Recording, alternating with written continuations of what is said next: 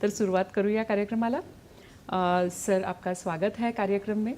और नौवहन महानिदेशालय ये कार्यालय है, 75 सालों से ये कार्यान्वित है. तो हम जानना चाहते हैं कि इसका कामकाज कैसे चलता है. सर्वप्रथम आपके प्रेक्षकों को और आपको नमस्कार. इस अवसर के लिए धन्यवाद. भारत सरकार का जो मंत्रालय है पतन, पोत परिवहन और जल मार्ग, उसके अधीनस्थ ये कार्यालय है, जिसका आपने जैसे कहा 75वां वर्ष अभी चल रहा है. ये कार्यालय प्रधानतः, जैसे आपने पहले इंट्रोडक्शन में कहा था, जितने भी हमारे बंदरगाहों पे जहाज आते हैं, चाहे ये अंतर्राष्ट्रीय जहाज हों या आपके हमारे भारत से विदेश जाने वाले जहाज हों, उनका नियंत्रण, उनके चलन में जो नियमावली होती है प्रदूषण हेतु, ऑपरेशनल मैटर्स के लिए, या जो उन जहाज़ों पे क्रू है वो नियम अनुसार मैरीटाइम लेबर कन्वेंशन के अनुसार चल रहे हैं कि नहीं, जहाज़ जो हमारे बंदरगाहों में आ रही हैं सुरक्षित तरह से आ रही हैं कि नहीं, माल जो ये ढो के ला रही हैं उनको जो है सुरक्षित तरीके से बंदरगाह में उतारा जाए और सही रख रखाव से चलाया जाए.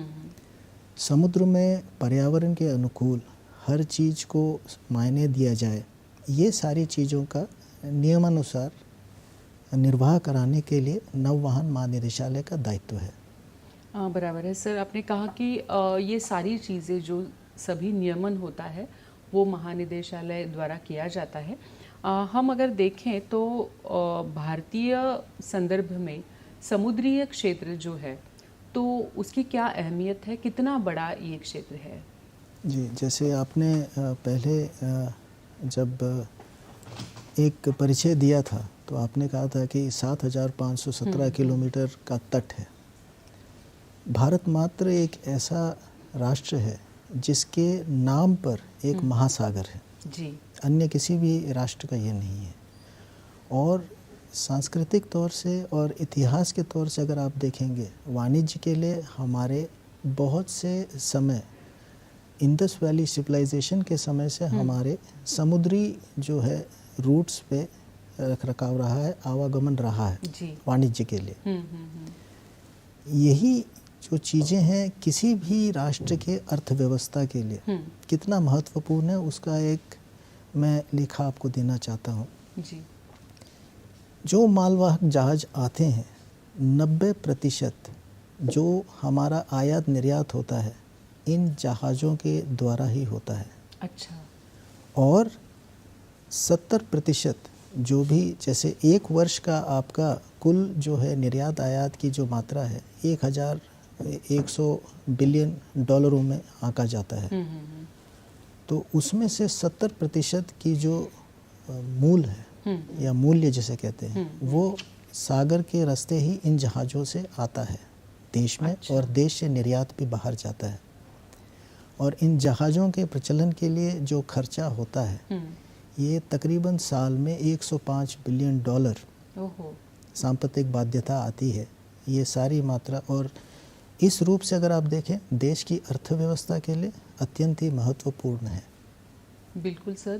देशाच्या अर्थव्यवस्थेसाठी ही जी समुद्री व्यवस्था आहे ती अतिशय महत्त्वाची आहे आणि अतिशय एक मोठा भाग जी आयात निर्यात होते आपल्या देशातून बाहेर किंवा बाहेरच्या देशातून आपल्यामध्ये, तर त्याचा एक मोठा वाटा हा समुद्री वाहतुकीचा आहे. आणि मला वाटतं की ही खरोखरच आपल्या देशासाठी एक खूप आनंदाची आणि गर्वाची गोष्ट आहे. सर, तुम्ही सांगितलं की अनेक आता पुढे योजना आहेत. तर हम जब सुनते हैं कि कई लोग रहते हैं कि जो मर्चेंट नेवी में काम करते हैं वो 6-6, 8-8 महीने समुद्र पर ही रहते हैं. और तो कैसा रहता है उनका जीवन, ये जानने की एक उत्सुकता रहती है लोगों में. तो आप क्या कहेंगे कि ये समुद्री जीवन जो है, जो इस क्षेत्र में करियर करना चाहते हैं, उनके लिए क्या बताएंगे, कितना सरल है, कितना कठिन है. ये आपने बड़ा सटीक प्रश्न कहा है कि कितना सरल है और कितना कठिन है. दोनों पहलू हैं. एक कि सही आपने कहा 6 से 8 महीने का जो कॉन्ट्रैक्ट होता है तो उसमें जो सागर कर्मी है या समुद्र में जो काम करने जाता है इन जहाज़ों पे, वो 5 से 6 महीने अपने प्रियजनों से, अपने घर से दूर रहता है। जी। और जहाज़ पर चलना भी उसके लिए एक प्रशिक्षित जो है, आपका अगर ट्रेनिंग नहीं हो, प्रशिक्षण नहीं हो और आप प्रमाणित हो कि आप जहाज़ पे जा न सकें, तब तक आप इन जहाज़ों पे ज्वाइन नहीं कर सकते हैं। और एक अगर मान लीजिए अंतर्राष्ट्रीय यात्रा करने वाली जहाज़ है, तो उसमें मूल रूप से 2 विभाग होते हैं। एक डेक साइड कहते हैं, जिसे कहते हैं नॉटिकल, जिसमें कि जहाज़ का कप्तान और उसके साथ ही जो सेकंड मेट होते हैं। ये जहाज़ कोई नेविगेशन, जहाज़ को कहाँ मोड़ना है, बंदरगाह पे लाना है तो उसको किस तरह से बंदरगाह में लाना है, इस चीज़ को देखते हैं। और एक होता है इंजन साइड। इंजन साइड में जैसे जहाज़ को जो शक्ति दी जाती है कि पानी के ऊपर ये यातायात की तरह चले, आवागमन करे, तो इंजन का जो पूरा मेंटेनेंस है, प्रपल्शन का पूरा मेंटेनेंस है, इंजन साइड देखता है। अब साधारणतः एक जहाज़ में जो मान लीजिए अंतर्राष्ट्रीय यात्रा करता है, कप्तान यूक्रेन का हो सकता है, सेकंड मेट भारतीय हो सकता है, अच्छा, चीफ इंजीनियर वियतनाम का हो सकता है। तो छोटा सा विश्व का एक हर प्रतिनिधि एक छोटे से जहाज़ में, और इसमें 12 लोग होते हैं। अच्छा। क्योंकि 12 लोग से ज़्यादा अगर मात्रा हो जाए तो ये पैसेंजर क्राफ्ट हो जाता है, मालवाहक जहाज़ नहीं रहता। अच्छा। तो इसके लिए एक है प्रशिक्षण, दूसरा है प्रमाणित होना, और एक हम कंटिन्यूस डिस्चार्ज सर्टिफिकेट देते हैं भारत के समुद्री कर्मी को। अच्छा। और इसके हेतु फिर वो जाते हैं इन जहाज़ों पे। कठिनाई ये है कि मौसम, जहाज़ें जब जाती हैं विभिन्न देशों में जाती हैं। अभी हाल ही में जैसे आपने देखा कि मिडिल ईस्ट में जिस तरह की हौती रिबल्स ने इन जहाज़ों के ऊपर मिसाइल से आक्रमण किया जी। आप साधारण वाणिज्य वाली एक मर्चेंट शिप पे हैं, जिसमें कि किसी भी तरह की युद्ध के लिए कोई भी जो है तैयारियां नहीं होती हैं। और समय काफ़ी ऐसा होता है कि आप इस जहाज़ पे तेल ले जा रहे हो, अब उसमें मिसाइल का अगर आक्रमण होता है तो ये सारी चीज़ें हैं जो इनहेरेंट रिस्क कहा जाता है जी। और इन सब से बचने के लिए इनको प्रशिक्षित किया जाता है। लेकिन मेरा मानना है, जो मैंने पहले कहा कि अर्थनीति के लिए ये बड़ी विशेषता एक कथन के रूप में है कि मान लीजिए जैसे कोविड जैसा समय आया, हाँ। जो मनुष्य काल ने कभी पहले देखा नहीं जी। वैसा ही एक विकल्प अगर आप लें और सारे जहाज़ों को रोक दें, तो ये माना जाता है कि आधी जो आपकी विश्व की जनसंख्या है वो भूख से मर जाएगी और बाकी आधी जो है वो ठंड से। तो इतना महत्वपूर्ण काम एक सागर कर्मी करता है और उनके रखरखाव के लिए, देखभाल के लिए, सुरक्षा के लिए नौवहन महानिदेशालय मैरीटाइम लेबर कन्वेंशन के मापदंड के हिसाब से ही सारी चीज़ें अनिवार्य करवाता है। ओहो। आता जसं सरांनी सांगितलं की एकतर तिथे वेगवेगळ्या देशातले सगळे लोक असतात, म्हणजे आपण वसुधैव कुटुंबकम जसं म्हणतो की तसं पूर्ण जगातल्या वेगवेगळ्या देशातले लोक त्या जहाजावर असतात।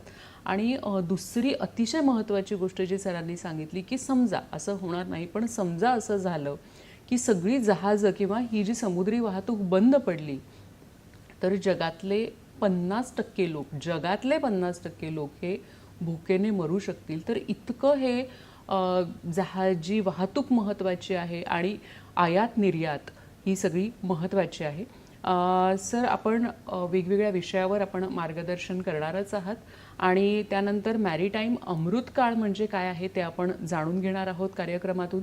त्याचप्रमाणे ह्या क्षेत्रामध्ये आपल्याला व्यवसायाच्या काय संधी आहेत, आपण कशा पद्धतीने ह्याच्यात करिअर करू शकतो आणि इतरही अनेक गोष्टी आहेत, त्या सगळ्या आपण कार्यक्रमातून समजून घेणार आहोत। आपले फोनही नक्कीच स्वागतार्ह आहेत। आत्ता वेळ झाली आहे एका छोट्याशा विश्रांतीची। पाहत रहा हॅलो सह्याद्री।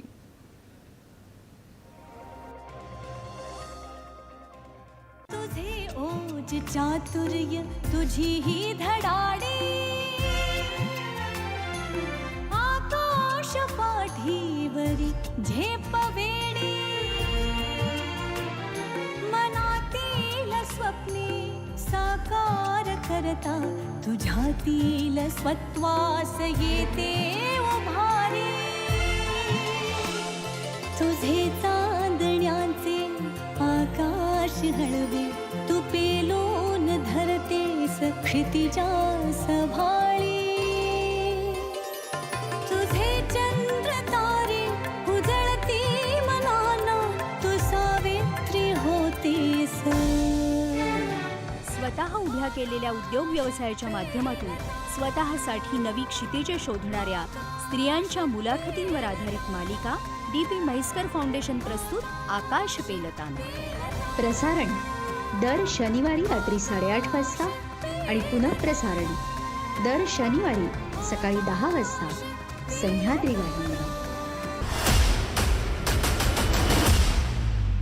क्रीडा विश्वातील ताज्या घडामोडींवर आधारित कार्यक्रम क्रीडांगण.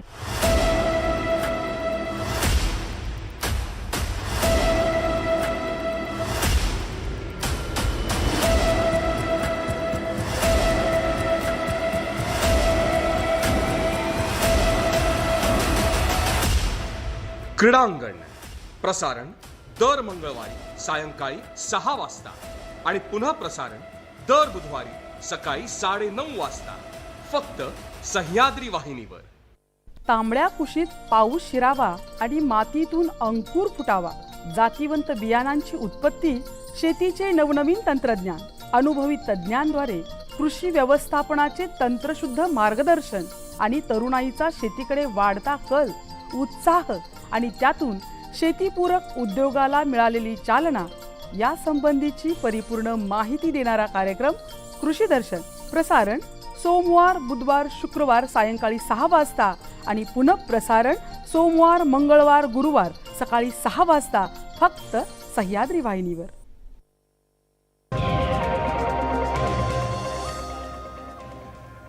नमस्कार. विश्रांतीनंतर सगळ्यांचं मनपूर्वक स्वागत करते.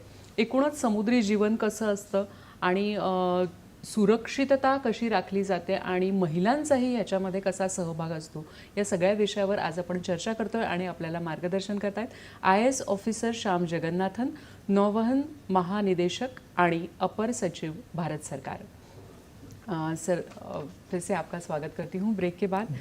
मैरीटाइम अमृतकाल विजन है 2047, जैसा हमारा देश अभी अमृतकाल में है, तो नौवहन के बारे में का जो विजन है तो वो हमें बताइए, वो क्या है? जी, माननीय प्रधानमंत्री जी ने जो विकसित भारत का संकल्प लिया है और उन्हीं से प्रेरित होकर ये हमारे मंत्रालय के लिए पतन, पोत परिचालन और जलमार्ग मंत्रालय के लिए एक दूरदृष्टि है, जिसमें कि 11 प्रधान जो हैं लक्ष्य निर्धारित किए गए हैं. अच्छा. जिसमें कि भारतवर्ष सागर के जुड़े हुए जो क्षेत्र है उसमें क्या क्या हासिल करेगा, उन सारे चीज़ों का विस्तृत ब्यौरा इसमें है. अच्छा. जैसे कि हमारा प्रधान एक महत्वपूर्ण कार्यक्रम बंदरगाहों से प्रॉस्पेरिटी, पोर्ट लेड प्रॉस्पेरिटी का पहला ये पड़ाव है. तो अमृतकाल विजन में जो है ये 11 थीम्स जो मैं कह रहा था, पहला है सुरक्षाप्रद, सातत्यपूर्ण और पर्यावरण अनुकूल समुद्री क्षेत्र में विश्वास और इससे विश्व का नेतृत्व भारतवर्ष करे. दूसरा, तटीय और नदी दोनों और समुद्री क्रूज क्षेत्र में बढ़ोतरी हो. अच्छा. जिसको समुद्र में पर्यटन भी कहते हैं. तटीय नौवाहन और अंतर्देशीय जल परिवहन में मोडल शिफ्ट का ये है कि सहजता से मैं समझाता हूँ. जैसे रोड से आप ट्रक से किसी माल को लेके जाते हैं तो उसमें जो आपका मूल्य होता है, खर्चा, वो ज़्यादा होता है. उसी तरह रेल में अगर आप लेके जाते हैं, रेल में ट्रक के अगर आप कंपेयर करके देखेंगे तो कम होता है. अच्छा.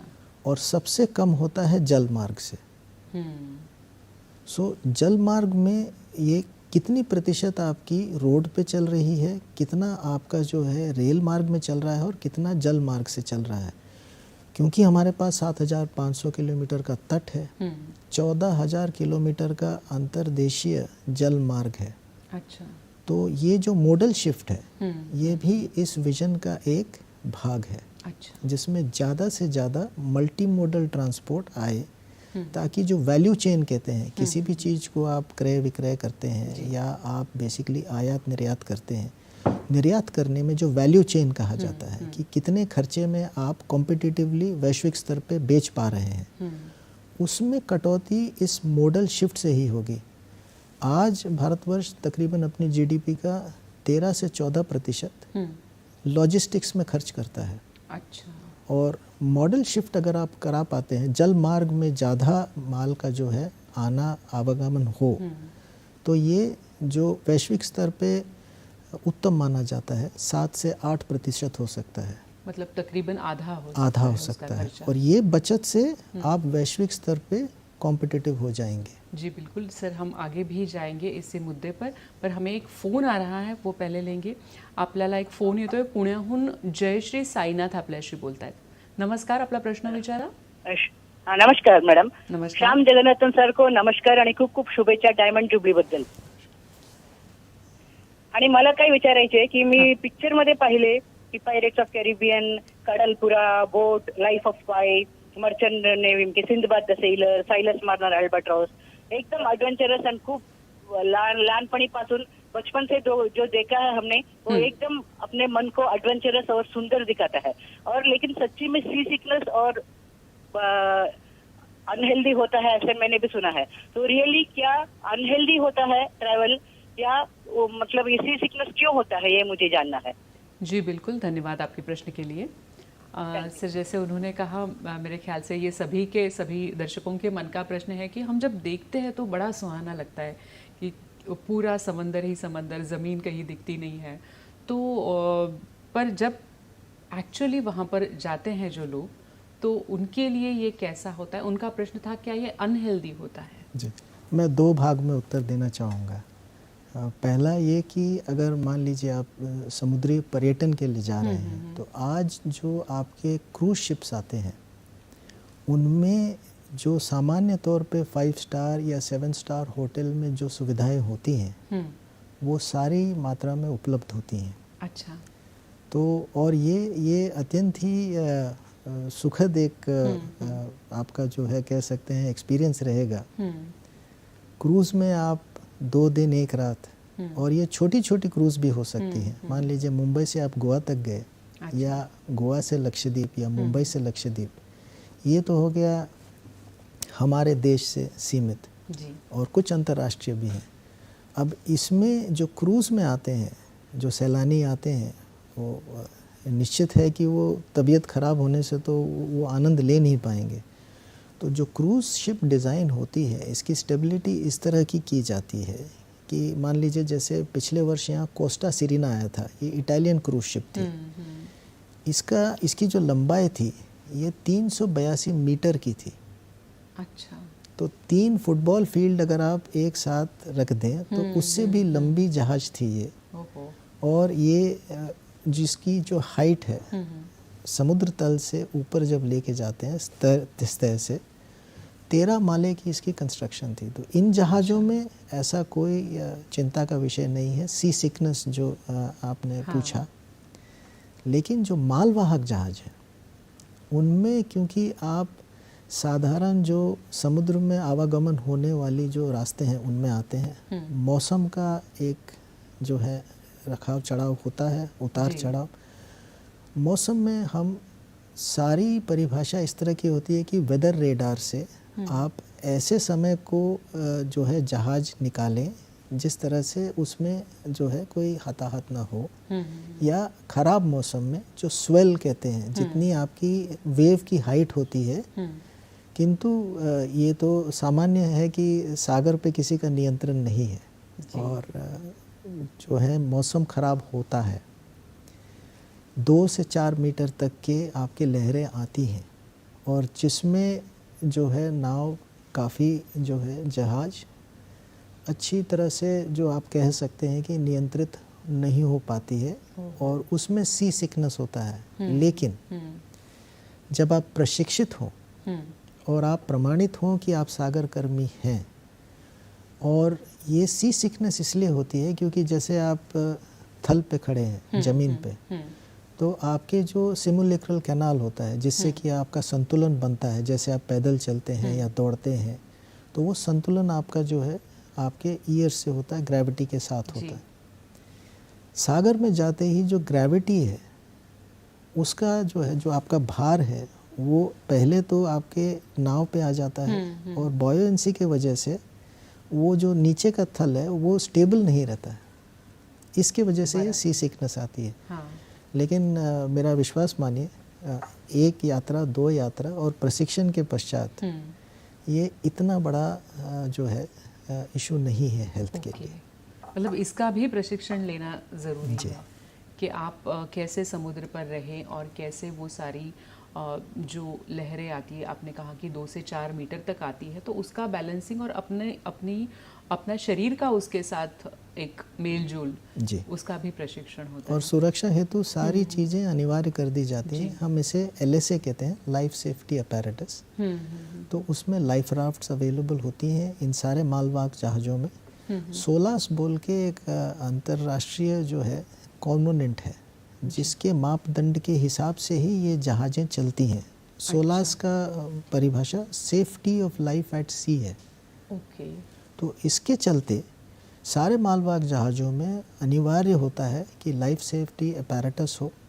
सारे सेलर्स के लिए ये डाइव सूट्स होती हैं, प्रॉपर क्लोथिंग होती है और उसको चलाने और जहाज़ को संभालने में सारी प्रशिक्षण दी जाती है। अच्छा सर, आपने कहा कि सेफ्टी तो, सुरक्षा तो सबसे महत्वपूर्ण है, तो आपने कहा कि जो अंतरराष्ट्रीय स्तर पर एक नियम है, एक नियमन है, तो वैसे ही हमारे देश के लिए कुछ अलग नियमावली है या हम वही जो अंतर्राष्ट्रीय स्तर पर है वही फॉलो करते हैं? अंतर्राष्ट्रीय स्तर पे सारे देशों में, क्योंकि एक जहाज़ जो भारतवर्ष से जाती है, मान लीजिए चीन गई या कुवैत गई या US गई, वहाँ के जहाज यहाँ आए, तो अंतर्राष्ट्रीय स्तर पे एक सामान्यता आती है और इसको फिर राष्ट्रीय स्तर पे हम हमारी नियमावली में लगाते हैं। तो हमारे यहाँ जो पेरेंट गवर्निंग एक्ट जो लेजिस्लेशन है उसे मर्चेंट शिपिंग एक्ट कहा जाता है।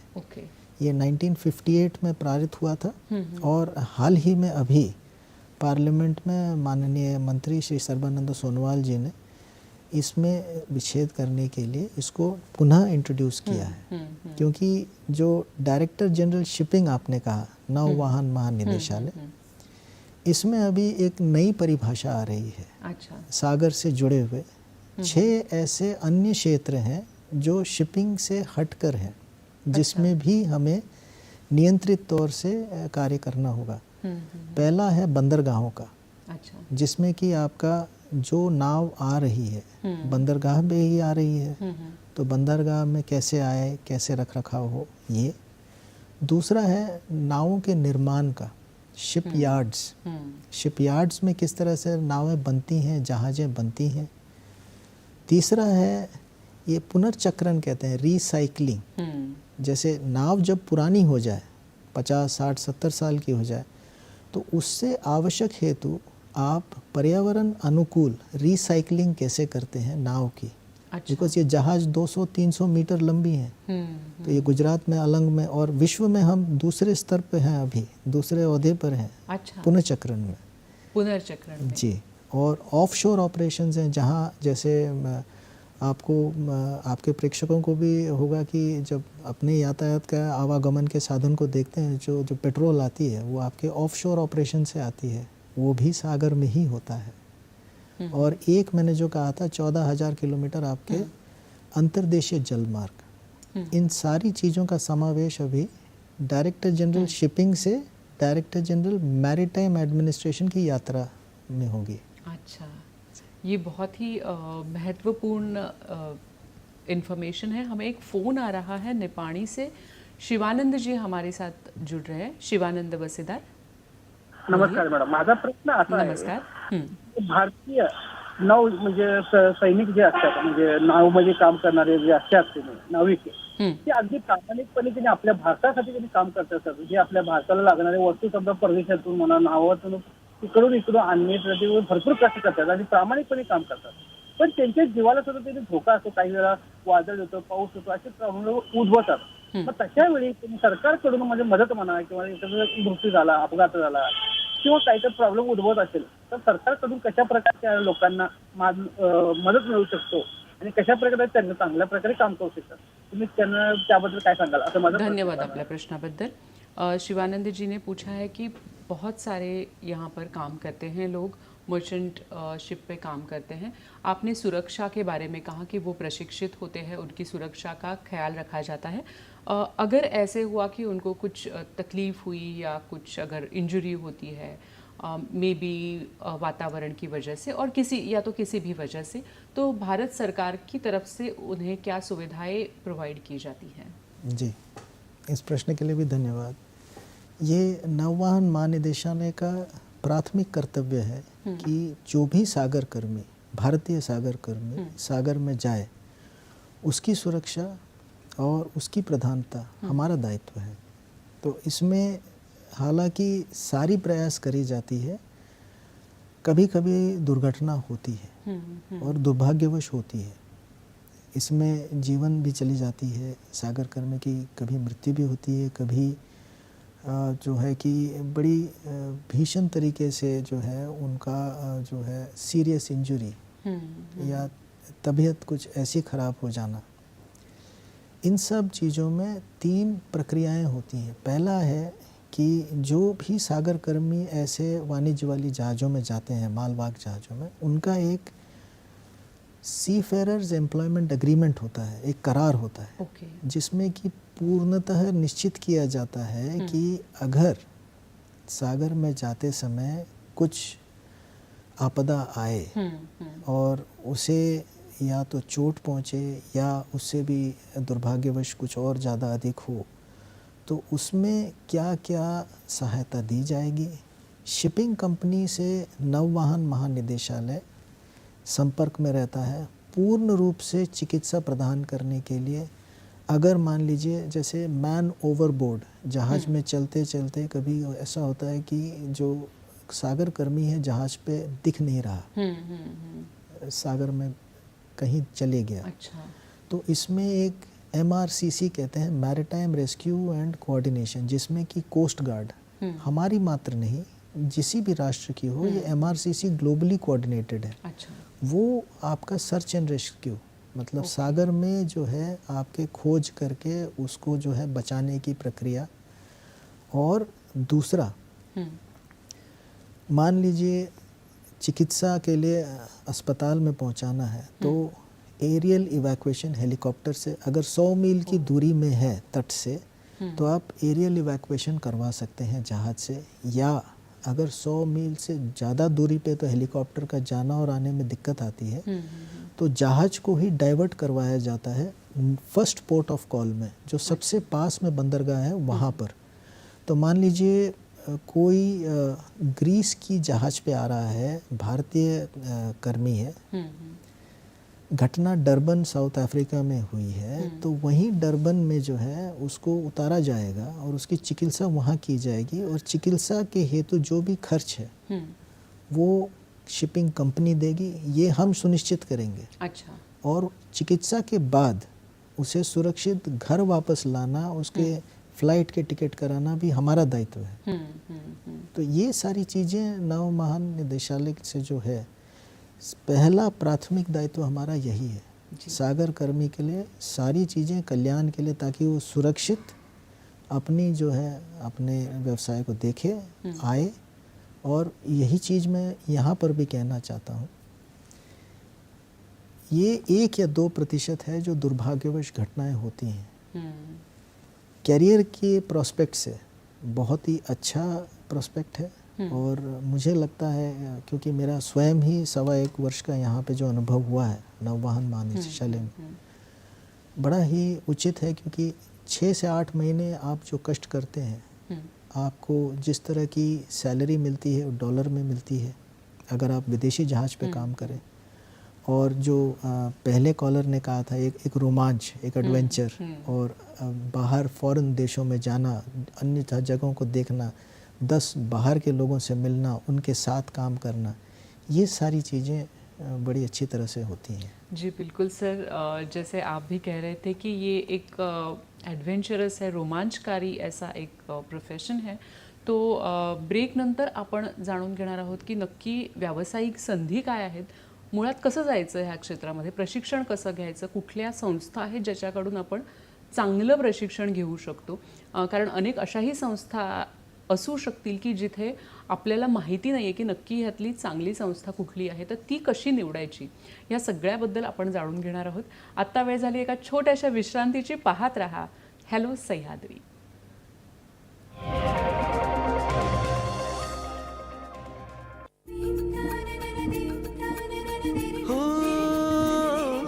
शब्द स्वरांचे बनती गाणे, साजन आनंद तराणे, रसिकांची ही जुळते नाते, घडते जेव्हा सुरेल गाणे, कसे हे घडते मनात येते, भेटू बोलू ऐकू तयांच्या सुरेल गाण्यांच्या गमतीदार गोष्टी. प्रसारण गुरुवार सायंकाळी 7:30 वाजता, शुक्रवार रात्र 8 वाजता आणि शनिवार दुपारी 1:30 वाजता.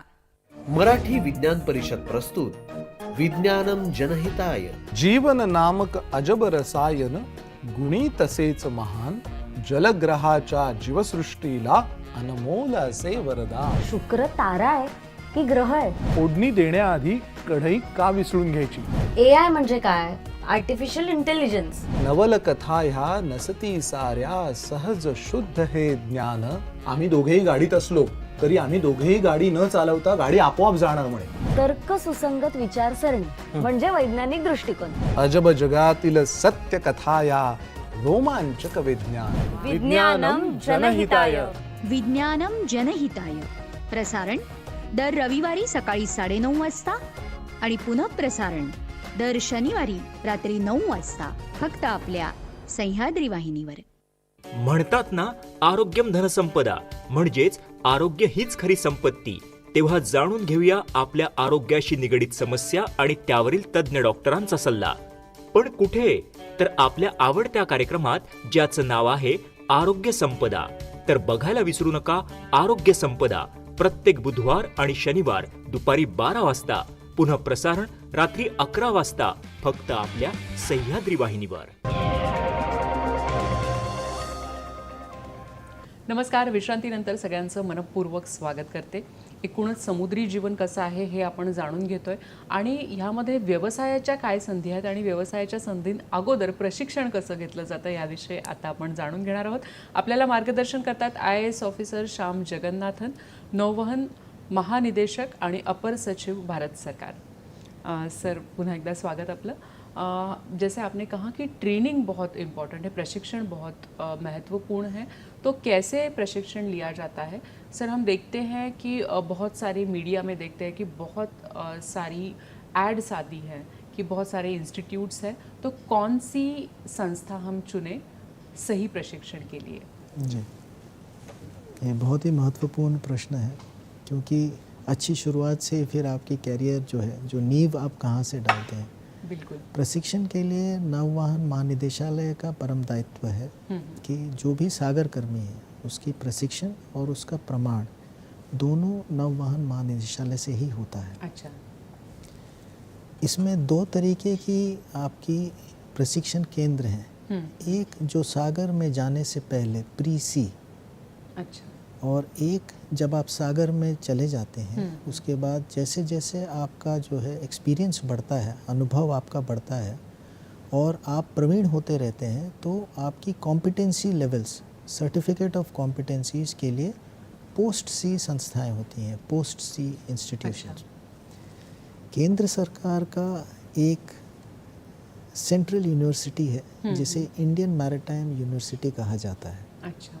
ये वर्ष में एक बार एंट्रेंस एग्ज़ाम करता है और जैसे मैंने पहले आपको बताया, engine side chief engineers, marine engineering जिसे कहते हैं, और नॉटिकल साइड नॉटिकल साइंस जिसे कहते हैं, जिससे कि आपके नॉटिकल ऑफिसर्स या मास्टर मेट्स या कप्तान जो शिप का बनता है वो आता है।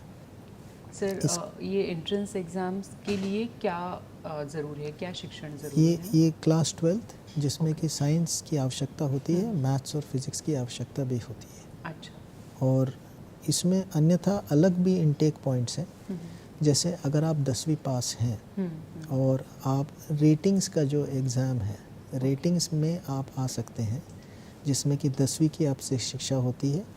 और जो आपके प्रशिक्षण केंद्र हैं ये 2 तरह के हैं, जो मैंने कहा एक सेंट्रल यूनिवर्सिटी से अंगीकृत एफिलिएटेड और एक जो डीजी शिपिंग एफिलिएटेड या डीजी शिपिंग अंगीकृत एक्रेडिटेड एंड अप्रूव्ड इंस्टीट्यूशन। तो पहले आप कहीं भी अगर अपना एडमिशन ले रहे हैं, पहले सुनिश्चित करिए कि ये director general of shipping approved institution है कि नहीं। ओके। क्योंकि ये जितने भी आप एडवर्टाइजमेंट देखते हैं उसमें मिसलीडिंग एडवर्टाइजमेंट्स भी होते हैं।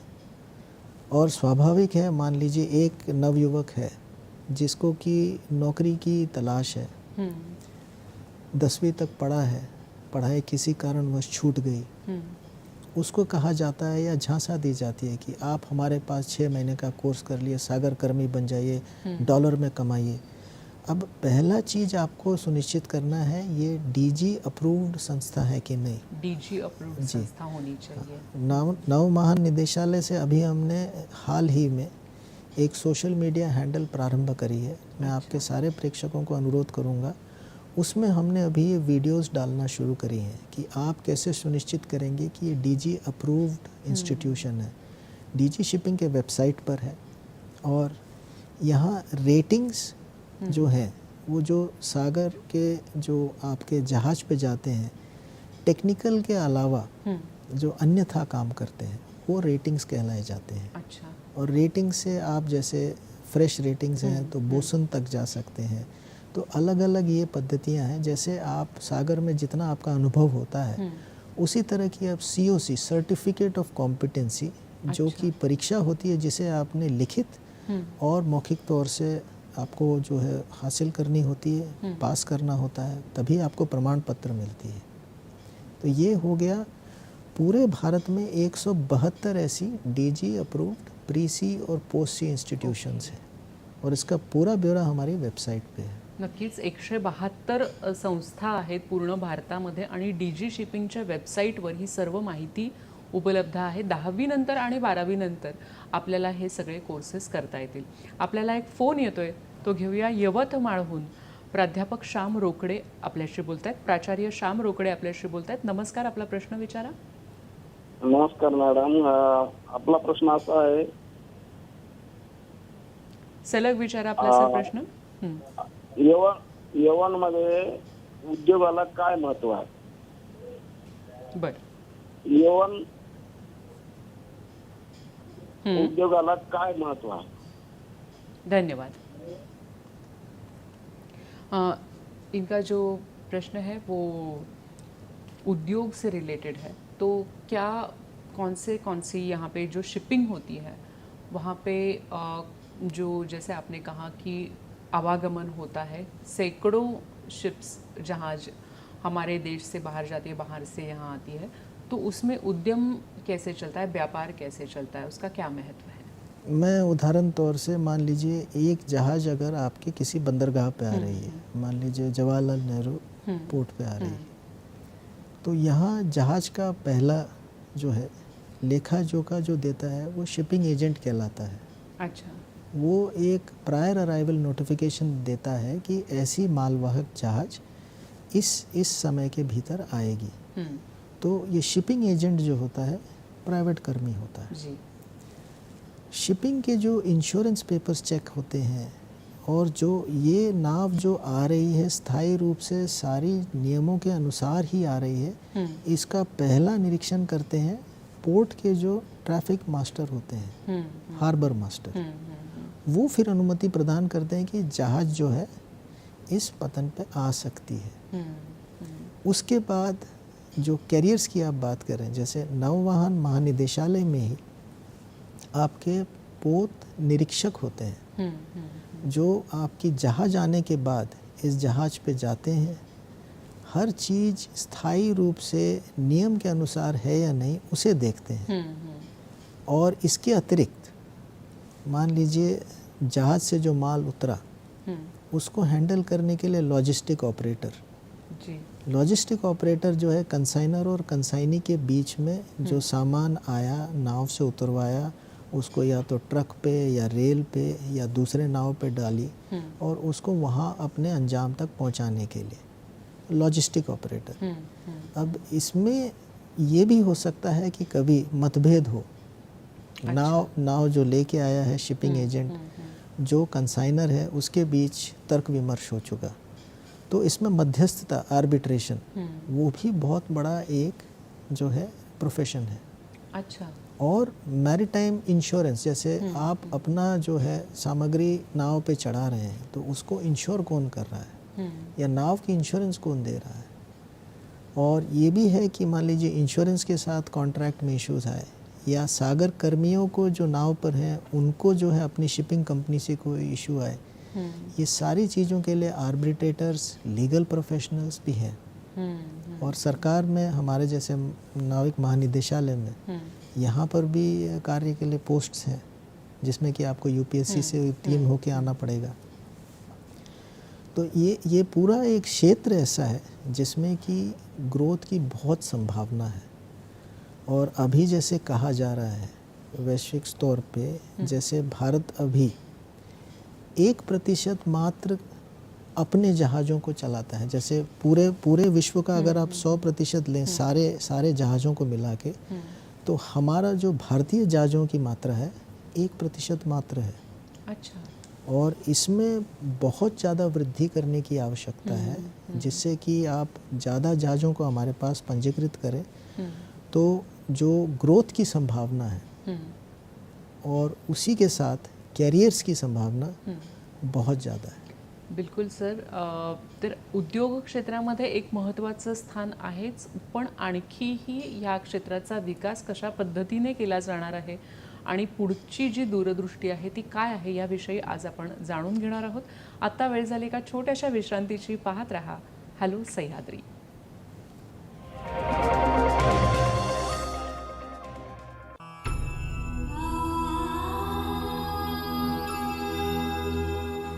निसर्गाची हाक जर आपण ऐकली नाही ना तर निसर्ग आपल्या डोक्यावरचा हात काढून घेणार.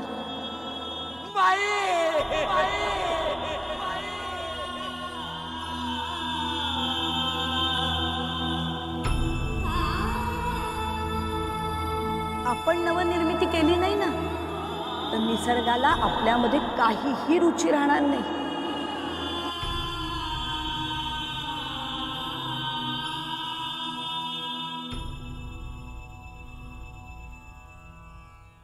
एता पिकाले बहर शिवार झालं हरभर. एता मातीचा हा गंध मनी आनंद लहर.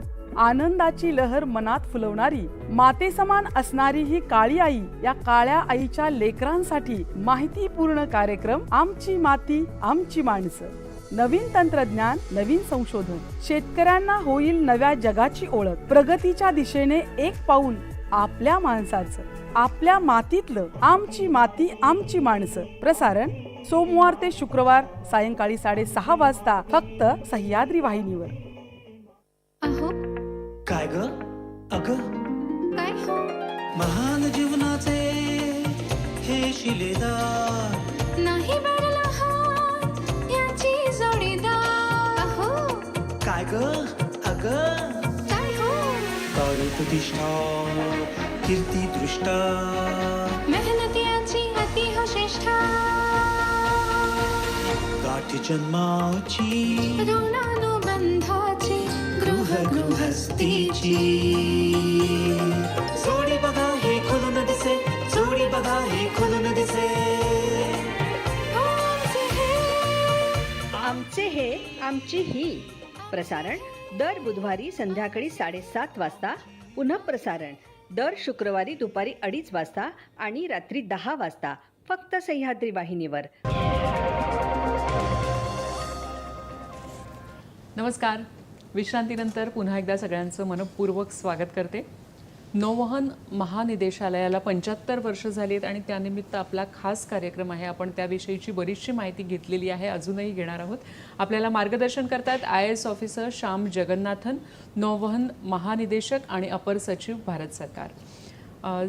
सर, आपने कहा कि कैसे ये प्रशिक्षण दिया जाता है या तो ये जो व्यापार है उसकी क्या मात्रा है. ये सब हम जब देखते हैं, जब सैकड़ों जब जहाज़ें समुद्र में जाती हैं तो बहुत सी जहाज़ों पर तेल रहता है या कुछ फ्यूल रहता है, तो प्रदूषण का कैसे नियंत्रण होता है या तो पर्यावरण का किस तरह से ख्याल रखा जाता है. बहुत ही महत्वपूर्ण प्रश्न है. इसमें जहाज़ें जैसे आवागमन करती हैं तो मारपोल बोल के एक अंतर्राष्ट्रीय जो है कन्वेंशन है. अच्छा. Marine pollution prevention, मारपोल. ये इंटरनेशनल मैरीटाइम ऑर्गेनाइजेशन द्वारा प्रचलित है. 50 वर्ष हो चुके इसको कार्यान्वित करके. तो इसमें प्रदूषण के अनुकूल जब भी जहाज़ किसी बंदरगाह पे आती है तो उसमें जैसे आपका वेस्ट होता है, वेस्ट के अतिरिक्त जो बॉयेंसी के लिए बैलिस्ट टैंक्स जो होते हैं उसमें पानी ली जाती है. तो पानी के साथ नाव में कुछ अन्यथा जीव भी आते हैं. अच्छा. जो कि आप अगर मान लीजिए प्रशांत महासागर में आप बैलिस्टिंग कर रहे हैं तो वहाँ के जो प्राणी हैं वो यहाँ के अनुकूल नहीं होंगे और यहाँ के प्राणी वहाँ के अनुकूल. तो ये बैलिस्ट वाटर कन्वेंशन से भी रेगुलेशन होता है कि आप बैलिस्टिंग कहाँ करें, डिस्चार्ज ओपन सीज में करें. और स्लज का जो डिस्चार्ज है या ऑयली वाटर सेपरेटर है, ये सारी पोत पे जो है वहाँ देखी जाती है बंदरगाह पे. और मध्य जब ये सागर में होते हैं तब मान लीजिए जैसे आपने कहा तेल वाहक जहाज, अब इसमें कभी कभी दुर्घटनाग्रस्त होते हैं. तो ऑयल स्पिल जब होती है तो उसको नियंत्रित करना, उसको सफ़ा करने की पूरी एक प्रणाली है. और अभी जैसे ईंधन, साधारण ईंधन पे चलने वाले जैसे डीजल हुआ, उससे जो है आपका कार्बन का जो उत्सर्जन होता है, ग्रीन हाउस गैसेस एमिशन, उसको कमाने के लिए अभी अन्यथा नई तकनीकियाँ आ रही हैं और नए जो वैकल्पिक ईंधन आ रहे हैं जिसमें कि आपका methanol, green ammonia, green hydrogen और LNG जैसे नए नए जो है ईंधन का उपयोग जहाज़ों में बढ़ाया जा रहा है. मूल लक्ष्य ये है, सागर हमारी माँ के समान है और किसी भी तरह कितने भी जो है व्यवसाय के लिए हो, लेकिन प्रदूषण जो है उसके अनुकूल ही सारी चीज़ें, मतलब आपके किसी भी मात्रा में सागर में प्रदूषित रहित रहने की सारी प्रयास करी जाती है. और अगर पुनः कोई भी फिर भी इसका उल्लंघन करता है तो ये दंडनीय अपराध है. अच्छा. और बड़ा ही जो है कर्षक तरीके से इस पे जो है एक्शन लिया जाता है. बिल्कुल सर. नई नई इसमें जो टेक्नोलॉजी आई है उसके बारे में क्या कहेंगे संक्षेप में? जी, संक्षेप में तुरंत कहूँगा मैं, क्योंकि एक है डिजिटल ट्विनिंग. जो आपकी नाव आ रही है बंदरगाह में उसको डिजिटली ट्विन करते हैं. अच्छा. और जैसे आप अभी IT की सारे उपयोगों से हैं तो जितने भी जहाज जितने भी बंदरगाहों में विश्व स्तर पे जाए उनके लिए एक मैरीटाइम सिंगल विंडो जिसमें कि कागज रहित सारी चीज़ें आपकी थ्रू दी वेबसाइट रिपोर्टिंग हो. जहाज पे कौन है, कैसे कर्मी है, उनका शोर लीव. इससे जैसे अभी डिजी यात्रा आपने हमारे एयरपोर्ट्स में देखा होगा, जो सहजता आएगी व्यवसाय के लिए वो बहुत ही ज़्यादा होगी. जी बिल्कुल सर. वैसे तो आपने बहुत सारे जो प्रश्न हैं, दर्शकों के मन के जो सवालात थे उसके भी जवाब दे दिए हैं. आप जाते जाते हमारे दर्शकों से क्या कहेंगे? मैं बस यही अनुरोध करना चाहूँगा कि पिछले 75 सालों से जिस तरह का समर्थन रहा है देश का, उसके लिए धन्यवाद. और हम देश सेवा में विलीन हैं और इस क्षेत्र को बढ़ावा देने के लिए आप भी आइए, हमसे जुड़िए और ये जो एक रोमांच, एक आपका सागर का जो ये है, इससे जुड़िए और देश में जो है जैसे अर्थव्यवस्था है उसको और सुदृढ़ करें. इतना ही मैं कहना चाहूँगा. बिलकुल धन्यवाद सर. असं म्हणतात की समुद्र हा अथांग असतो, अफाट असतो आणि जितका समुद्र अथांग आणि अफाट आहे तितकंच त्यामध्ये काम करणं हे देखील अतिशय रोमांचकारी आणि हर्षदायी असू शकतं आणि नक्कीच आपल्या आयुष्याला एक वेगळा आयाम देणारं, वेगळी कलाटणी देणारं देखील हे एक व्यवसाय असू शकतो. आणि ह्या सगळ्याबद्दल आज आपण माहिती घेतली. तसंच महिलांसाठी देखील इथे अनेक संधी उपलब्ध आहेत. तर आजच्या या कार्यक्रमाद्वारे नक्कीच आपण काहीतरी याच्यातून घेतलं असेल अशी खात्री आहे. सर, आप यहाँ पर आए और आपके बहुमूल्य विचार या ये जो सारी महत्वपूर्ण इन्फॉर्मेशन है वो आपने साझा की. हमारी पूरी टीम की तरफ से बहुत बहुत धन्यवाद. आपका बहुत बहुत आभार. धन्यवाद. दर्शकों हो, आपण पुन्हा